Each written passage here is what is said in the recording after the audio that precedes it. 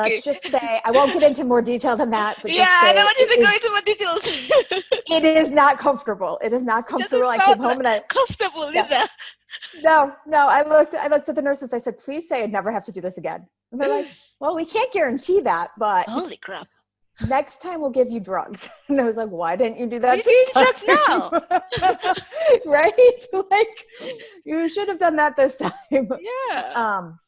So you go through this whole diagnostic process, and then after that, like for me, they didn't find anything.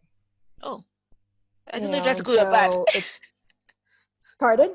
I don't know if that's a good thing or a bad thing. I know, right? On one hand, I kept struggling with this idea of like, if I knew there was something specifically wrong, we could fix it. Yes. And on the other hand, I was like, but there's nothing wrong, so this should be easy. So there was this duality that was going through my head, and it was crazy because at that point we started some treatments with some hormones and stuff, and I think it was like 2 months after we went through the diagnostic piece of it. Well, actually, I should backtrack a little. While we went through the diagnostics, we actually did get pregnant, but it lasted 3 days. Yeah. Oh. So it was one of those where you're like, yay. Oh. How does it last 3 days, though? Because it's about how they're checking hormones. So they're looking for your HCG hormone. And if it is above a certain range, they're like, oh, it's positive.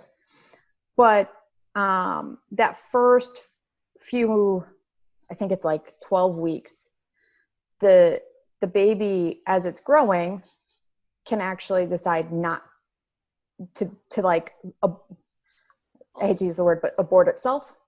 Oh. So it can be a lot of different reasons. It could just be that it wasn't viable to begin with. So even if it had lasted, it would have had, massive issues with organs or something like that. So, miscarriage is actually really prevalent in women. We just don't talk about it that often. Oh. And we don't know necessarily. Like infertility, the one thing that's interesting about it is that you know everything because you're constantly going back into the doctor. So I was going in every like 3 to 4 days. Oh, that's very frequent. And yeah. And it depended. So eventually it got spread apart depending on when you were in whatever part of the process. But so whereas most women wouldn't know, right? Like a lot of women abort that early because it just happens, but they never knew they were pregnant yet. Oh, okay. Right. So, but in infertility, you have all those markers, Yes. And so it was heartbreaking for us because we were both like, we got so excited about it. Yeah. And that weekend, we went and got books and like, we were trying to figure out how to navigate we have all these events. So how do we actually navigate these events so that no one knows? And then the next day, like that next Monday, they were like, sorry, no more. Yeah, exactly. Right. We're just, but the harder part is that I was it was that glimmer of hope that I wasn't going to have to do any of the infertility stuff.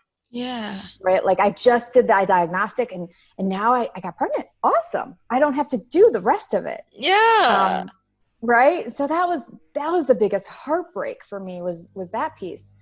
And then I would say like it got harder because as we started doing we did some just initial hormonal treatment. And as we went through that, there were a couple months where I was in full-fledged denial that I was not pregnant. Like, I've never experienced it before.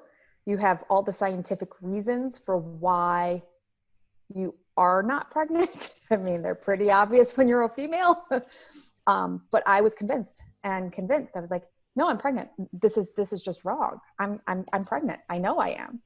Oh God. Yeah. Right? Oh my God. Painful. That's freaking. Yeah.